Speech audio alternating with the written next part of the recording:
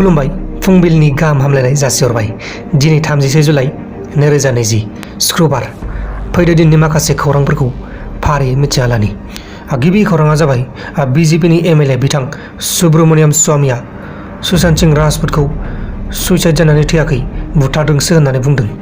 बिथाङा बुथारदोंसो होननानै 26टा रिजन फोरमान खालामदों।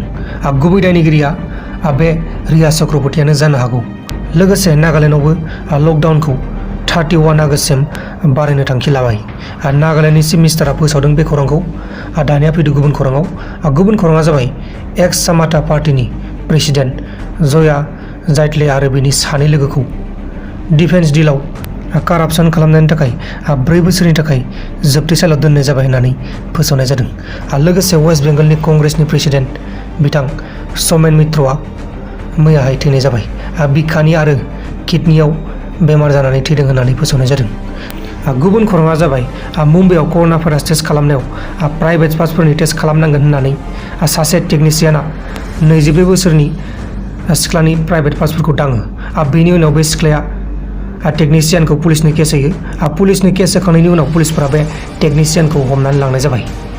दानिया फैदो दिननि माखासे फिसा आरो गेदेर खौरांफोरखौ फारियै मिथिना लानि।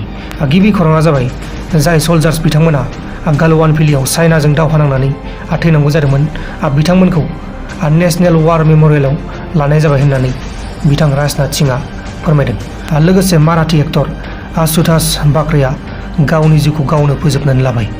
पुलिसफोरा बुंनाय बायदिब्ला फासि नांनानै थैनानै थादों होननानै बुंनाय जादों। नैबे नुबाय थानाय एक्टरानो जाहैबाय माराठी एक्टर आशुतोष बाक्रे। बिथाङा 32 बोसोरनिल'मोन।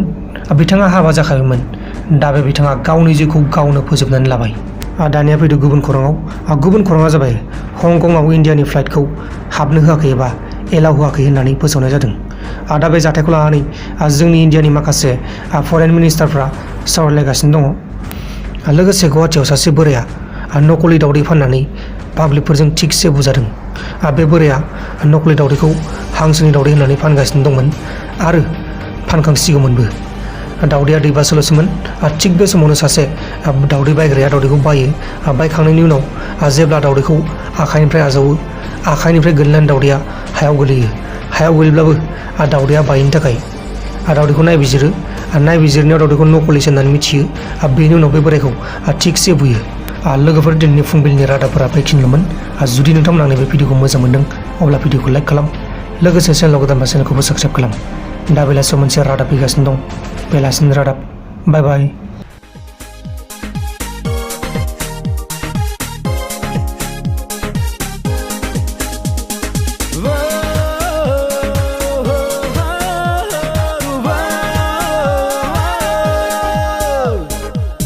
आखलखौ नोंनि साना खैसाना खैसाना खैसाना महरखौल' नायदों नोंनि ओ सना ओ सना ओ सना